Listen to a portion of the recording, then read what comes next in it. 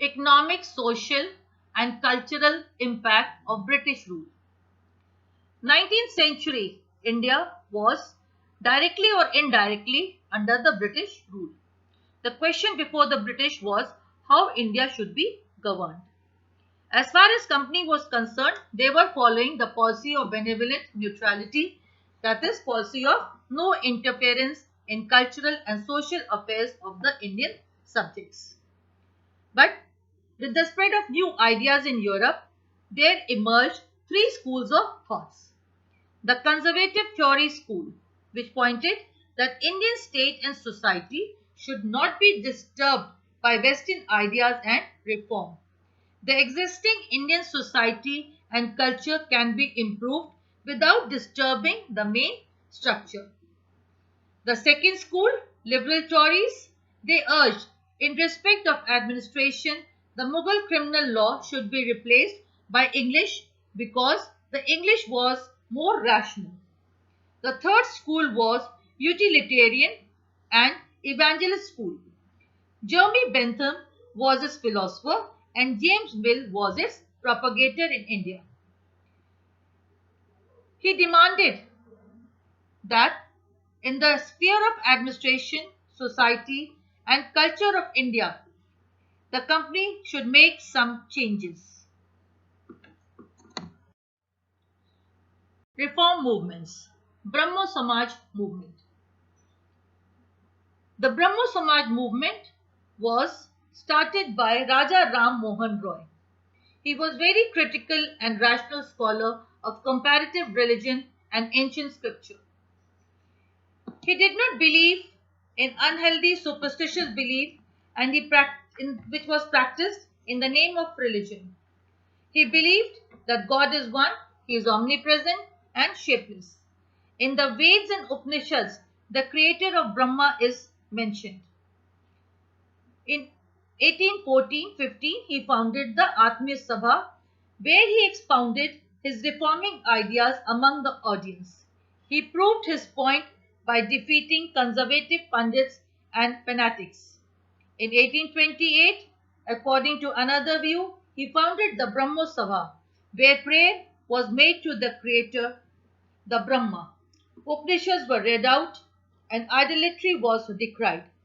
The English educated Hindus who felt disgusted with existing religion had turned towards Christianity and they were vastly attracted by the ideas of Brahmo Samaj. As Raja Ram Mohan Roy left for England, the burden of the work of the Brahmo Samaj fell on Devendranath Tagore, who was the father of Devendranath Tagore intensified reformist ideal of the Samaj without breaking away from the Hindu society. He wanted to spread the movement and he founded the Tat Bodhni Sabha and Tat Bodhni Patrika to preach the ideals of reform of the Brahmo Samaj. The Tat Bodhni Sabha preached that good and rational things of the West should be absorbed for modernization of Hindus. The best thing of our ancient civilization should be cherished by discarding superstition and evil practices. Then only a new India will be built on the synthesis of the above two. Another tireless crusader was Keshav Chand Sen. He became the main preacher. He was a dynamic man with fearless personality. He was the editor of the famous English journal, The Indian Mirror. He was a very impressive man. He fought against casteism, priestism. Then later there occurred a split in the Brahmo Samaj as Devendranath Tagore did not agree with Keshav Chand Sen's no compromise policy. Those who followed the Deven's ideas, they came to be known as Adi Brahmo Samaj, whereas those who gathered around Keshav Chand Sen, they formed Sadharan Brahmo Samaj or Brahmo Samaj of India. Keshav Chand made extensive tour throughout India. He founded the branches which were there in UP, Punjab, Bombay, Madras and other towns. Under Keshav, the Brahmo Samaj initiated a good number of social reform movements which became the basis of new Hinduism. He criticized child marriage, advocated intercaste marriage, female education, anti-parda of women, liberation of women. Later, again there was a split in the Brahmo Samaj when Keshav Chand Sen violated Samaj vows and gave his daughter, who was 13 years of age, in marriage to Maharaja of Kuch, Virar. He was held guilty. As a result of this split in 1878, his followers formed the Sadharan Brahmo Samaj and Keshav followers named their branch as Nav Bidhan Brahmo Samaj. The contributions made by Brahmo Samaj were that it brought political awakening among the people of India, it started social work among the factory workers, they distributed one penny bulletin preaching evils of drinking. Some critics, however, pointed out that the impact of Brahmo movement was felt among urban upper middle class people. It failed to influence the peasants' lower middle class.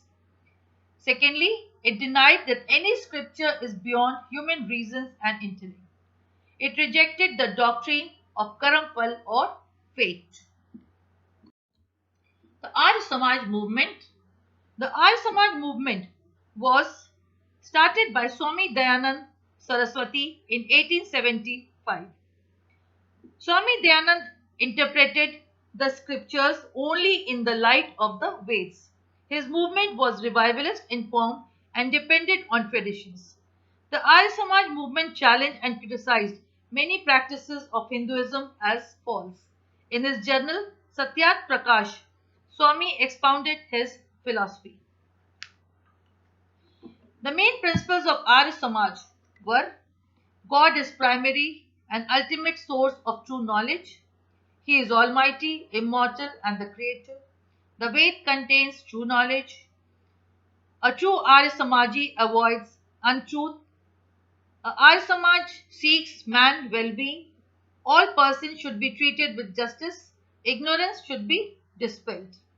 In the sphere of social reform, Swami Dayanand preached untouchability and casteism as unvedic. He preached purification movement or Shuddhi and wanted that people should return to the fold of their old religion, those who have left. He was very keen for women education and women liberation. He was opposed to child marriage and polygamy. He preached his doctrines in Hindi, which made great impact on people. Now we'll study the difference between Arya Samaj and Brahmo Samaj. Brahmo Samaj drew its inspiration from Veds, Upanishads, and other holy scriptures, whereas the Arya Samaj only believed in Veds. Veds are infallible. Brahmo Samaj, they were reformists, they wanted to purify Hinduism, whereas Arya Samaj wanted to revive, they were revivalist. Brahmo Samaj, human reason is supreme, Veds can be false, whereas Arya Samaj, Veds are infallible. Brahmo Samaj followed conciliatory and peaceful approach, whereas Arya Samaj propagated aggressively candid ways. Brahmo Samaj mainly influenced educated and intellectuals, whereas Arya Samaj was able to touch the minds of educated and uneducated alike. Brahmo Samaj treated Hinduism and other religions equally, whereas Arya Samaj was for Hindu and Hinduism was supreme and way of life. Brahmo Samaj had faith in British government, whereas Arya Samaj did not believe in the British government. For them, Hinduism was supreme and way of life. Brahmo Samaj believed in Western culture.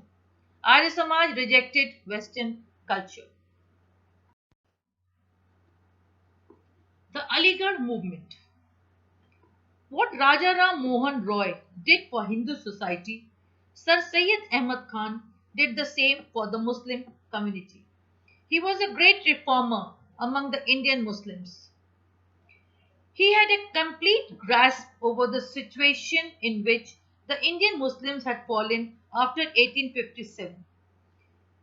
This community took a leading part in the revolt and thus they were not treated well by the English. The Maulvis viewed the ruling English with great distrust. They refused to learn English and adopt modern education.